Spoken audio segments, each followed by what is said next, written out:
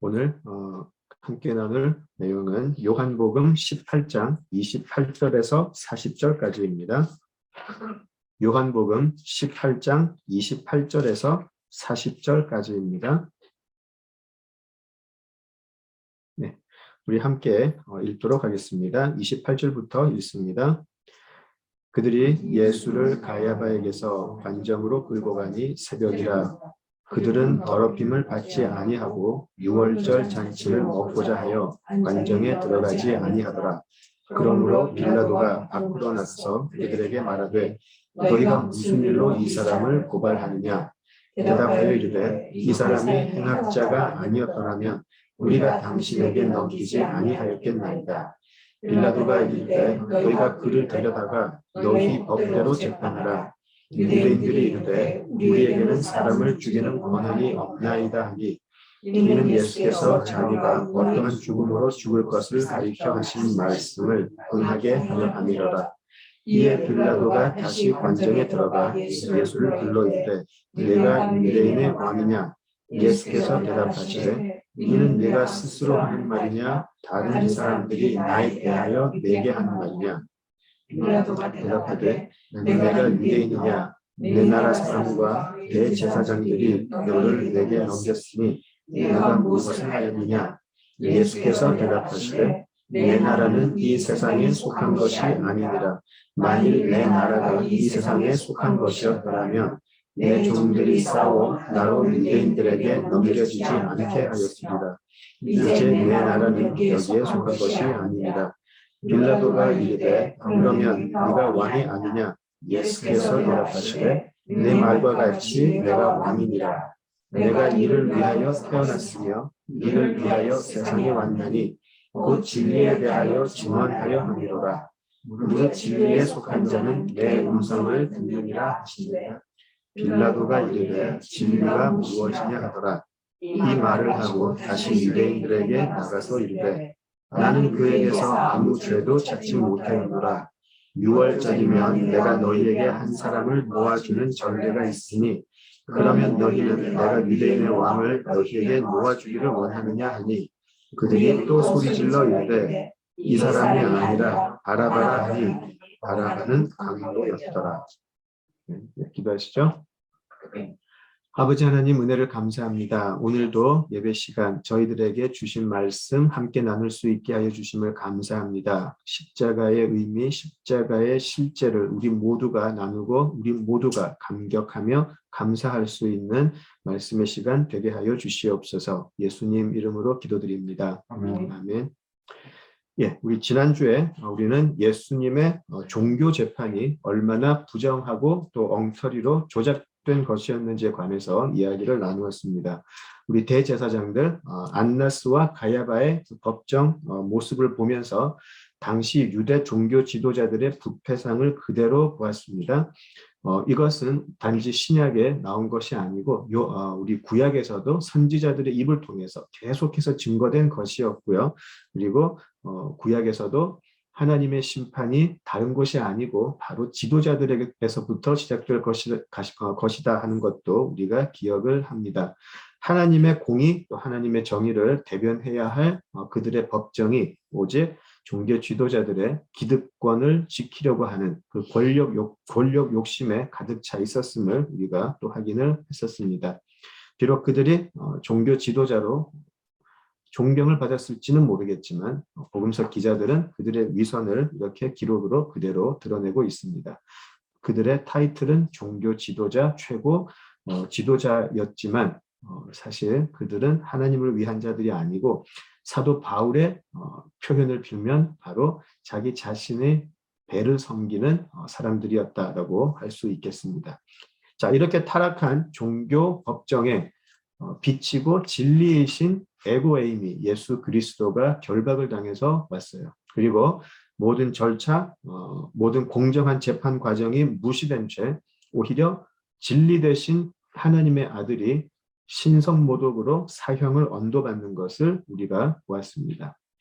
자, 이 모든 것이 사실 놀라운 것은 아니죠. 비록 그들은 그들의 욕심대로 이 모든 것을 움직이고 있다라고 생각을 하겠지만 이미 예수님은 또 선지자들은 이 모습을 예언을 했던 것이죠.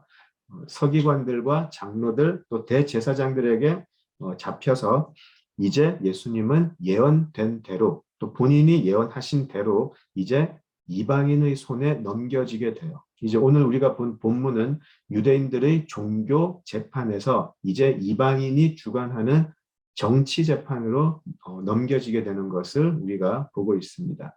자, 예수님에게 종교 재판은 신성모독이라는 죄목으로 사형을 언도했는데요. 이제 정치 재판에서는 예수님께 십자가형을 선언하게 돼요. 자, 그 모습을 한번 살펴보도록 하겠습니다. 우리 28절을 한번 보시면 온 밤을 지새우면서 안나스와 가야바의 그 종교 법정에서 예수님을 신문했던 것을 볼 수가 있죠. 이제 가야바에게서 관정으로 끌고 가는 시간이 새벽이었으니까 많은 학자들이 예수님이 결박당했을 체포됐을 시간이 아마 밤 11시쯤 되지 않았을까 그렇게 생각을 하는데요. 동트는 시간을 생각을 해보면 5, 6시간 적어도 그 정도를 계속 신문을 했다는 것이죠. 그래서 우리가 지난주에 마태복음에서 보았던 것처럼 그 밤을 새면서 했던 것이 예수님을 기소하기 위해서 또 예수님에게 그 사형을 언도하기 위해서 여러 사람들의 증언을 모으고 거짓 증거를 모으고 또 예수님이 그렇게 하셨는지 취조하고 그런 여러 가지 일들이 밤새도록 있었음을 보게 됩니다. 말씀드린 대로 이것 자체가 불법이었어요. 있어서는 안 될 일이었는데요. 자, 이제 새벽에 그들은 가야바의 법정에서 빌라도의 법정으로 예수님을 끌고 갑니다. 자, 마태복음 20장 18절 19절 또 누가복음 18장 31절에서 33절을 보시면 지금 이 28절에서 일어나고 있는 이 모습이 그대로 예언되어 있어요. 예수님께서 본인의 입으로 이미 예언을 하셨어요. 선지자들을 통하여 기록된 모든 것이 인자에게 응해야 할 것이다. 모든 것이 응할 것이다. 인자가 이방인들에게 넘겨지게 되고 그 이방인들에게 희롱을 당하고 능욕을 당하고 침뱉음을 당할 것이다. 그리고 그들은 그 인자를 채찍질하고 인자를 죽일 것이다. 그렇게 예수님께서는 예언을 하셨어요. 그래서 이제 이방인의 재판에 넘겨지게 되고요. 빌라도에게 십자가형을 언도받게 되고 로마 군인들에게 희롱을 당하고 능욕을 당하고 그런 모습이 이제 펼쳐지게 됩니다. 자, 예수님의 예언대로 이제 예수님 또 선지자들의 예언대로 이제 이 십자가의 순환이 계속해서 펼쳐지게 되죠. 자, 그런데 여기서 또 하나 요한이 드러내고 싶었던 것이 있어요. 빌라도 법정에 대해서 또 빌라도에 대해서 이야기하기 전에 요한은 유대인들의 이 위선을 다시 한번 드러내요. 그게 뭐냐면 유월절을 앞둔 그들은 빌라도의 관정에 예수님을 데리고는 왔는데 그들 자신은 들어가지 않았다라고 나와 있어요. 이제 그들이 유월절을 앞서서 그들 자신을 정결하게 지켜야 되는데 이방인인 빌라도의 관정에 들어가 버리면 자신들이 더러워진다라고 생각을 했어요. 그래서 예수님만 빌라도의 관정에 데려다 놓고 자신들은 빌라도의 관정에 들어가지 않았다라고 이야기를 하죠. 자, 엄청난 이 종교적 위선이 지금 요한의 기록을 통해서 나오고 있어요. 밤새도록 불법 재판에 참여하고 또 온갖 거짓, 가짜 뉴스로 한 사람을 죽이고자 했던 사람들이에요. 자, 밤을 새워서 한 사람을 죽이려고 했던 또 거기에 동조했던 사람들이 웬 종교적인 열심으로 유월절 앞두고 이방인의 관정에는 가지 않아야지 그러고 있다라는 것이죠. 참 진리이신 그들이 지키고자 했던 유월절이 가르치는 어린 양을 자기들이 불법으로 온갖 거짓으로 죽이려고 해놓고서는 막상 그 유월절을 지키는 그 형식에는 자기들이 온갖 그 위선으로 자기들을 준비하고자 했다라는 것이죠. 이것이 지금 요한이 폭로하고 싶은 우리들의 위선적인 모습인 것 같아요. 2000년 전의 모습과 오늘의 우리들의 모습을 비교해 봐도 참 사람은 변하지 않는 것 같아요. 우리는 교회의 이름으로, 그리스도의 이름으로 겉으로는 아주 믿음이 있는 것처럼 온갖 종교적인 것을 지키면서 행동하는 것 같지만, 그렇게 행동하지만 실제로 우리들의 마음 깊숙한 곳에는 진리를 알아볼 능력조차 없는 사람이었다라는 것이죠. 오히려 진리를 죽이려고 하는 사람들이다라는 것이죠. 아무리 우리가 겉으로 이런 종교적인 행위를 하고 마치 예수님이 신성모독을 했기 때문에 그렇게 화를 내면서 거기에 자기들의 종교적인 의가 있다라고 생각을 했지만 결국은 그들은 오히려 진리를 죽이고자 했던 사람이다라는 것이죠. 교회사를 돌아보면, 지난 2000년간의 교회사를 돌아보면 결국은 인간들이 종교라는 이름으로 위선과 타락, 이것을 반복하는 역사를 살아가는데, 거기에 하나님께서 이 인간의 위선적인 역사에 개입하셔서 그분이 택하신 자녀들을 끝까지 구원해 내시더라 하는 것이 교회사가 아닐까 싶어요. 진리가 인간의 위선과 타락에 결박당하는 이 모습이 우리가 보았던 요한복음 1장 10절, 11절에 이미 나타나 있어요. 세상은 진리로 지음을 받았지만 자기들이 진리로 지음을, 창조를 받았음에도 불구하고 오히려 그들은 막상 그 진리가 그들에게 오니까 알아보지 못하고 영접하지 않았다라는 것이죠. 요한은 이것으로 요한복음을 시작을 했고요. 여기서 다시 한번 우리는 그 모습을 보게 돼요. 어둠의 세력은 끊임없이 빛이 되신 예수님을 몰아내려고 하고 있어요. 그러면서 입으로는 우리는 진리를 위한다라고 하고 있는 것이죠. 자, 그 위선의 모습이 28장에 다시 보이게 돼요. 그리고 이제 29절 이후부터 19장 22절까지는 빌라도 법정에서의 모습이 기록이 되어 있어요.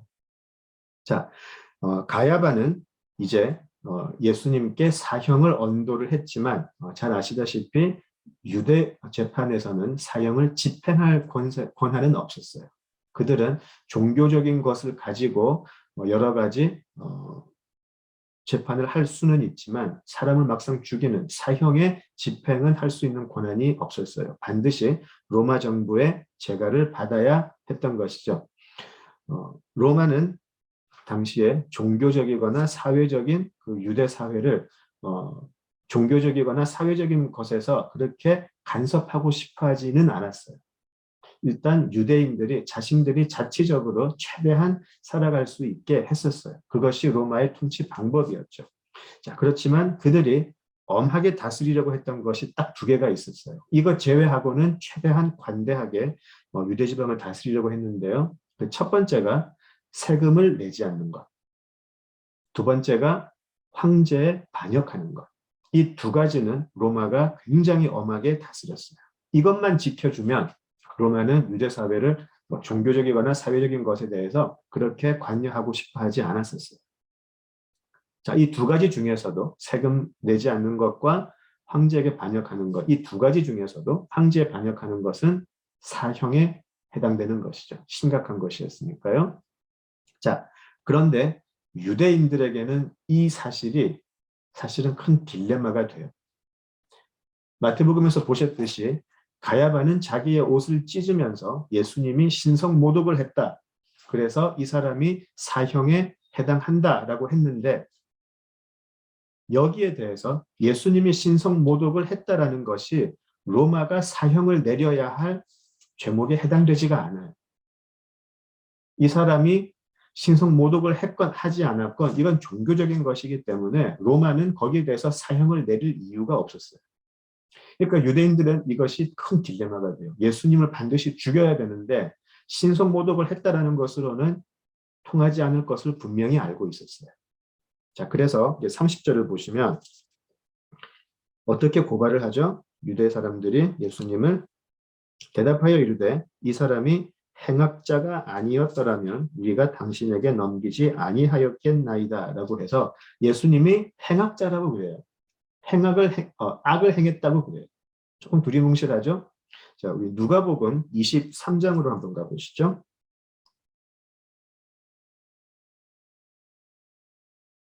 누가복음 23장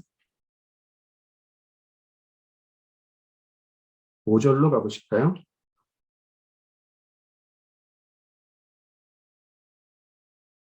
네, 23장 2절로 가보시죠.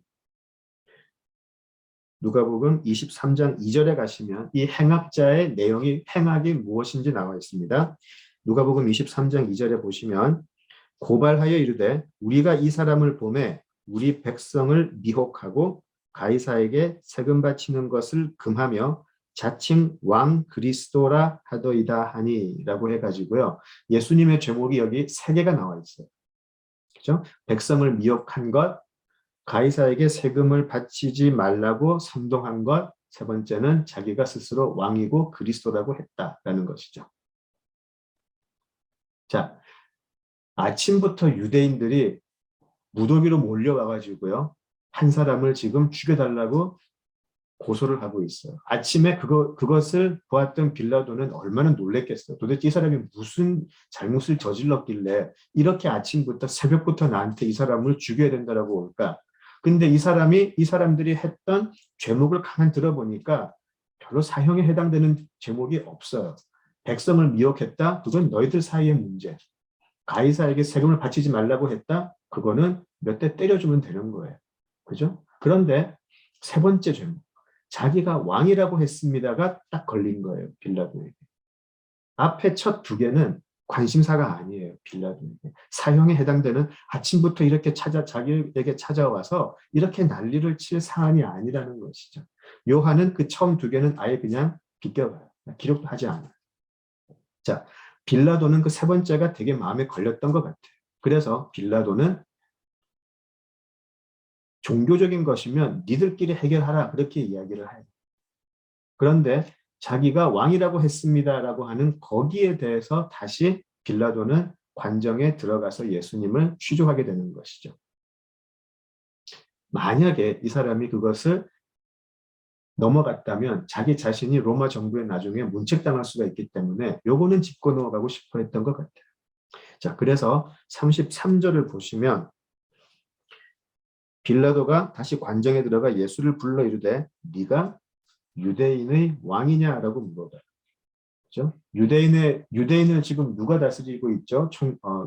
정치적으로 유대인을 정치적으로 다스리는 사람은 사실 자기죠. 그죠? 그리고 로마가 파견한 총독 자신인데, 자, 네가 유대인의 왕이냐? 그렇다면 반역이죠. 그래서 이걸 물어봤어요. 근데 예수님께서 굉장히 엉뚱한 대답을 하세요.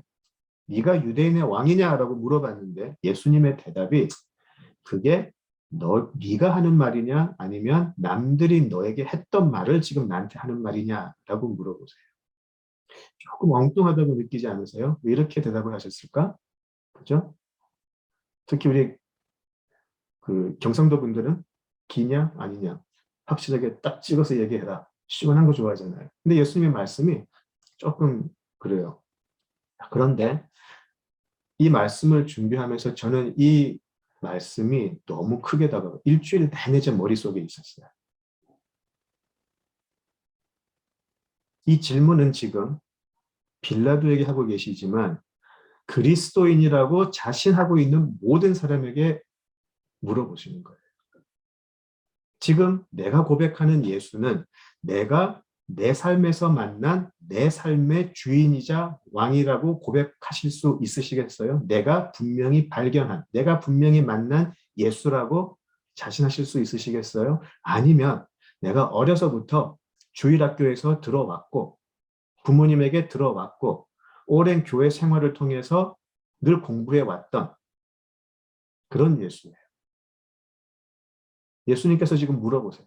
네가 나를 진정으로 내가 누군지를 알아서 나한테 네가 유대인의 왕이냐라고 물어보는 것이냐 아니면 모든 것이 간접적으로 들어서 알고 있는 남들이 예수는 그리스도라고 하니까 남들이 예수는 메시아라고 하니까 그래서 네가 지금 나를 구주라고 하느냐. 예수님은 그렇게 물어보세요. 현대 교회의 비극이 여기에 있다라고 생각을 했었어. 묵상하면 할수록 이 말이 너무나 크게 다가왔었어요. 어쩌면 우리는 그리스도인이라고 주장을 하지만 어쩌면 우리는 실제로 예수님을 만난 적이 없을 수도 있어. 어쩌면 우리는 들어서 알고 있는 예수를 이야기하는 이 유대인들 혹은 빌라도와 다를 바가 없는 것은 아닐까? 그런 생각을 했어요. 왜 그런 말씀을 드리냐면 정말 예수를 만난 사람들은 이렇게 살 수 없기 때문이죠. 지금 교회가 하는 짓을 보면 절대로 예수 만난 교회가 할 수 없는 짓들을 너무 많이 하고 있기 때문이죠. 마태복음 14장으로 한번 가보실까요? 마태복음 13장.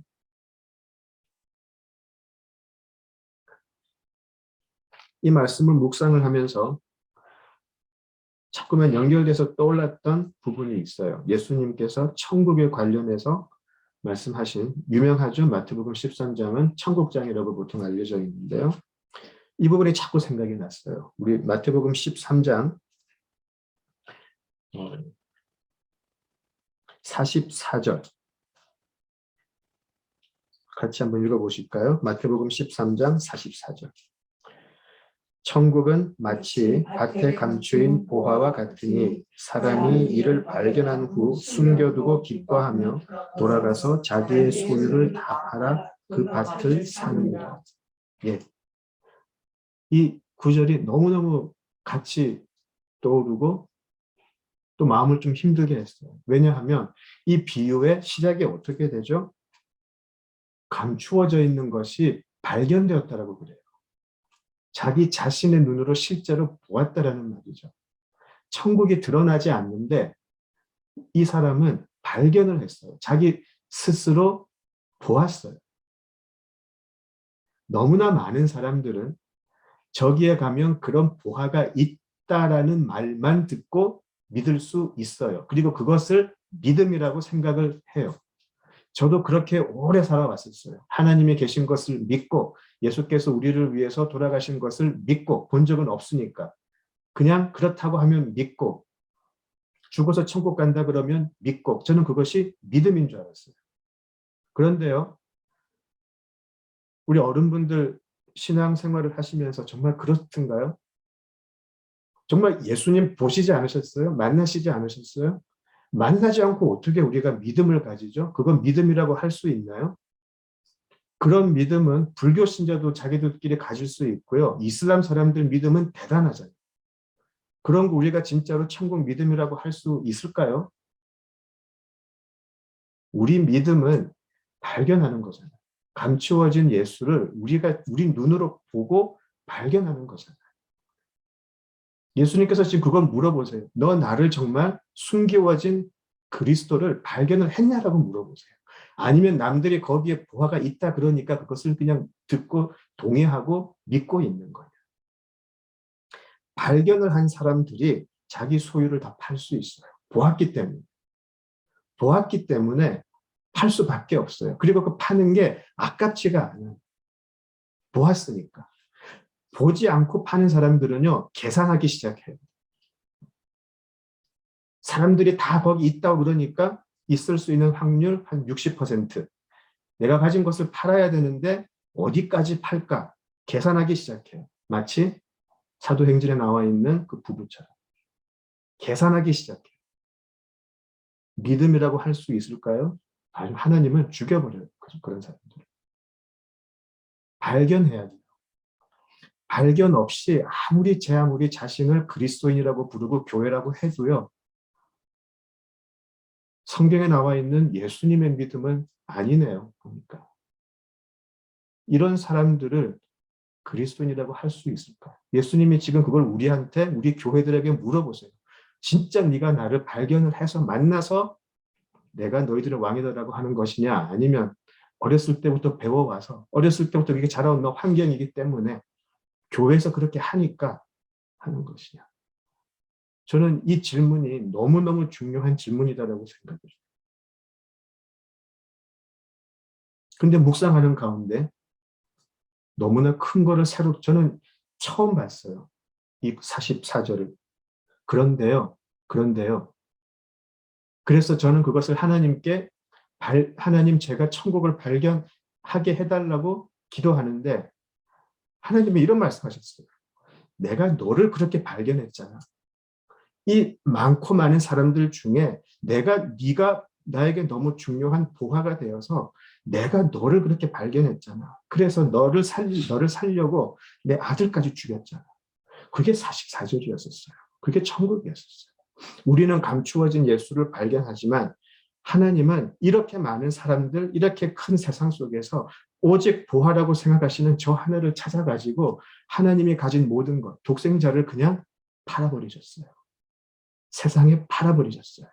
그래도 괜찮다라고 그렇게 하셨어요. 이것이 천국이구나. 그래서 천국이구나.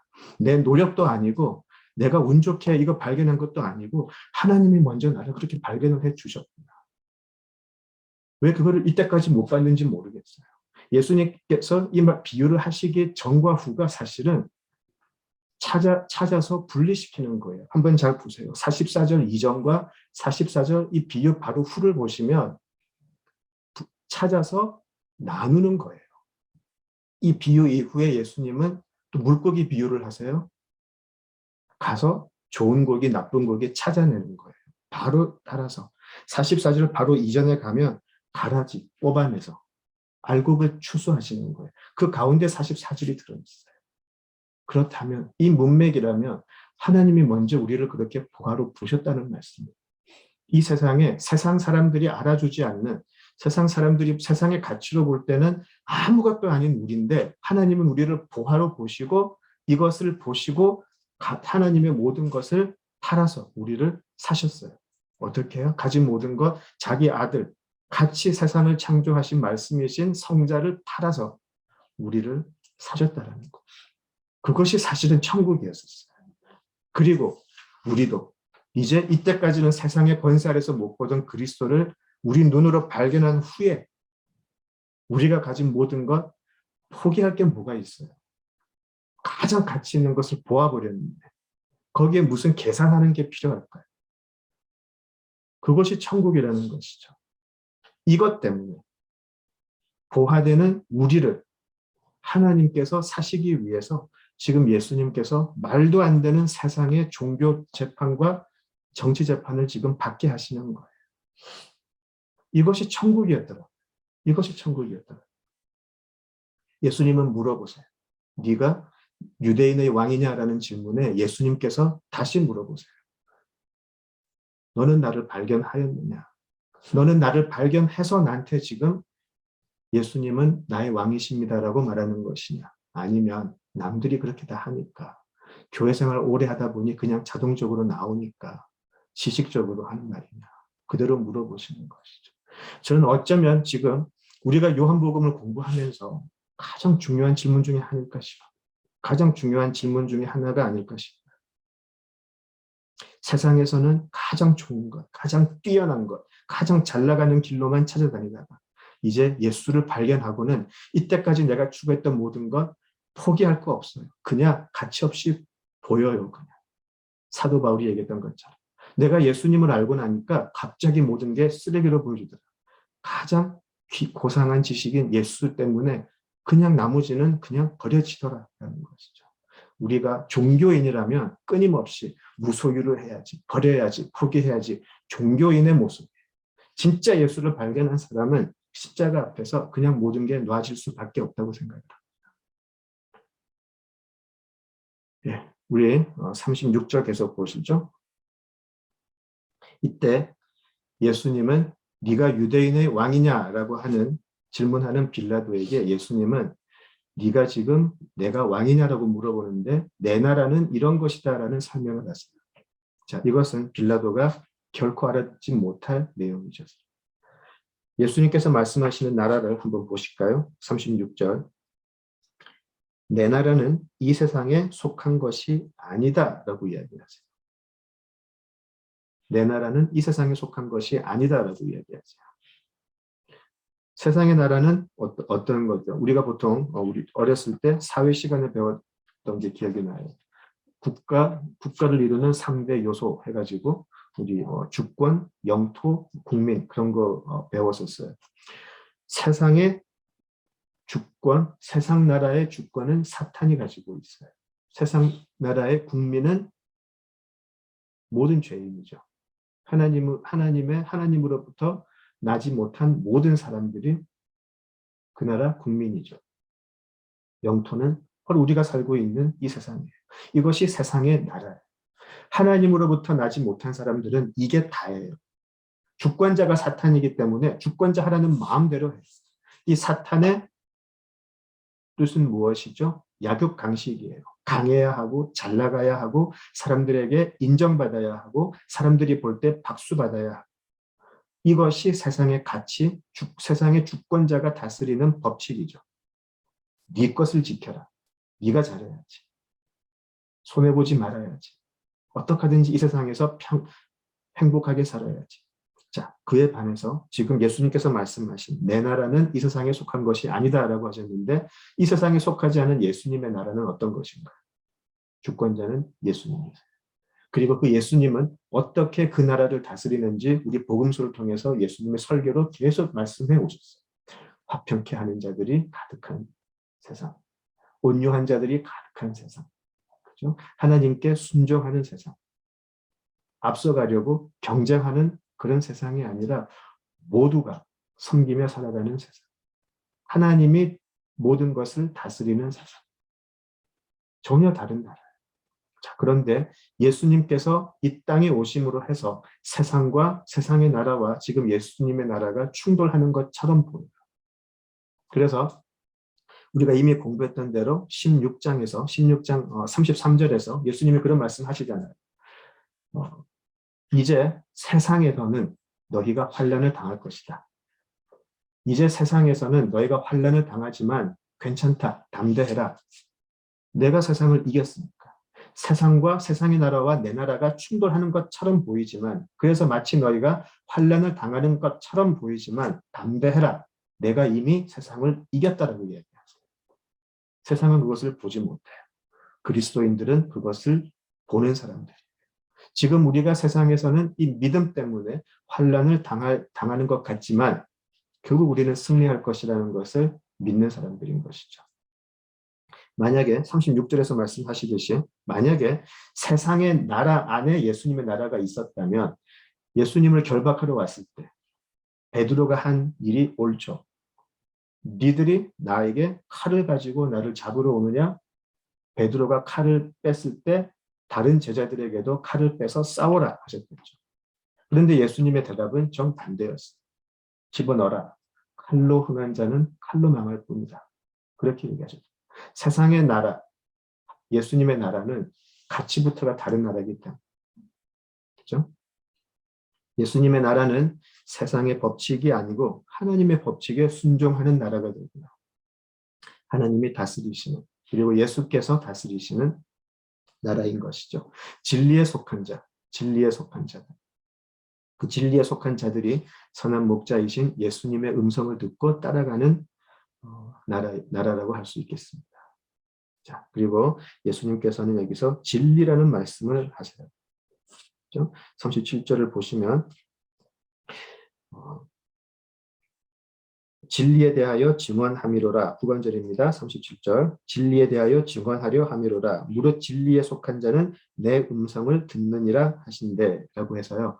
이 음성을 듣는다는 표현이 바로 선한 목자 비유에 나왔었죠. 예수님의 선한 목자의 음성을 알아듣는 양들이 있다. 하나님으로부터 난 자들. 그 사람들은 진리의 음성을 듣기 시작하고 그 진리를 따라서 나간다라고 이야기하는 것이죠. 이거 세상은 그 진리를 받지 못해서 거짓으로 불법으로 진리를 결박해버렸어요. 그러나 결박당한 그 진리의 음성을 듣고 나오는 사람들, 그 사람들이 살아가는 나라가 이제 이 땅에 임한 것이죠. 그것이 우리가 또 바라는 하나님의 나라이기도 하고요. 그렇죠? 자, 빌라도는 역시 이 말씀을 알아듣지 못하고 진리라는 그 말씀을 아주 허황된 말로 들은 것 같아요. 그렇죠? 왜냐하면 자, 38절을 보시면 진리가 무엇이냐 하고는 물어보고는 그냥 가버려요. 아예 관심 자체가 없는 것이죠. 왜냐하면 그 사람의 입장에서는 어떨까요? 유대인의 왕이다. 내가 왕이 맞다라고 하니까 순간 깜짝 놀랐을 거예요. 내가 맞다, 내가 왕이 맞다 깜짝 놀랐는데 갑자기 진리 이야기를 하니까요. 그렇죠? 이 사람이 생각할 때는 어떤 힘, 세상의 나라면 힘, 무력 이런 것들이 있어야 되는데 권능 이런 것들이 있어야 되는데 이 사람은 갑자기 진리 이야기를 하니까 빌라도의 눈에는 아마 예수님이 아주 허황된 사람으로 보였을 거예요. 요즘 그런 사람들 많잖아요. 그냥 그렇게 본 것 같아요. 쓸데없는 소리 하고 있다. 알고 봤더니 자기가 왕이라고 하지만 개뿔 아무것도 없는 사람이에요. 약간 정신 나간 사람이면 봤을 거예요. 왜 갑자기 아침부터 찾아와가지고 큰일 난 줄 알았는데 아침부터 나를 깨워서 죽여달라고 해서 정말 엄청난 사람인 줄 알았는데 힘은 하나도 없고 진리라는 이야기를 하니까 어쩌면 맥에 빠졌는지도 모르겠어요. 자, 그랬더니 빌라도는 38절 보시면 38절 후반절을 보시면 다시 유대인들에게 밖에서 기다리는 유대인들에게 다시 나가셔서 그렇게 말씀하시죠. 이 사람 아무것도 아닌 것 같은데 나는 이 사람에게서 사형까지 내려야 할 이유를 찾지 못했다. 진짜 이 사람이 세력을 키우고 있고 진짜 이 사람이 가진 힘이 있고 많은 사람들이 무기를 들고 따른다면 내가 죽이라고 하겠는데 이 사람 아무것도 가진 거 없다. 힘도 없고 권능도 없고 이 사람 아무것도 아니다. 나는 이 사람에게서 죽여야 할 만한 그런 죄목은 찾지 못했다라고 이야기를 해요. 아무 죄도 찾지 못하였다. 그죠? 자, 그런데요. 요한복음에서 우리가 몇 번 반복해서 보는 패턴이 하나 있는데 예수님의 그리스도 되심이 예수님을 알지 못하는 사람들의 입을 통해서 간접적으로 자꾸 나오는 경우가 있었어요. 가야바의 입을 통해서도 그랬는데요. 오늘 빌라도의 입을 통해서도 또 나와요. 아무 죄를 나는 이 사람 네가 유대인의 왕이냐라고 하는 그 질문도 그랬고요. 또 두 번째, 나는 그에게서 아무 죄도 찾지 못했다라고 이야기를 해요. 그죠? 자기는 아무 생각 없이 했을 거예요. 그죠? 자, 그러나 이것은 굉장히 중요한 의미가 있어요. 유월절을 기다리는 이스라엘에게, 그죠? 예수님은 사실은 온 죄인들을 위해서 바쳐질 유월절 제물이잖아요. 어린 양이잖아요. 자, 어린 6월절에 바쳐질 어린 양은 절대로 흠이 있으면 안 되잖아요. 그런데 빌라도의 입으로 아무 죄가 없는 6월절의 양이라고 선포가 되어버렸어요. 요한복음에서 이런 경우를 이런 케이스를 몇 번 만들어요. 부지 중에 이 사람이 그렇게 이야기를 했더라라고 했던 부분이 나오잖아요. 기억하시죠? 자, 나중에 또 다른 기록을 보시면 가룟 유다도 그런 말을 하잖아요. 막상 예수님을 팔아놓고는 나는 죄 없는 사람, 내가 무죄한 피를 팔았다. 그렇게 이야기를 해요. 아무 죄가 없는 분인데. 그렇죠? 예수님 옆에 달린 강도도 그런 얘기를 하죠. 이 사람이 행한 것은 옳지 않은 것이 없다라는 말을 하기도 하고요. 나중에 이방인 로마 백부장도 이 사람은 정령 의인이었다라고 그렇게 이야기를 해요. 자, 우리 기독교에서 예수님이 아무 죄가 없다라는 것은 사실 굉장히 중요한 의미가 있어요.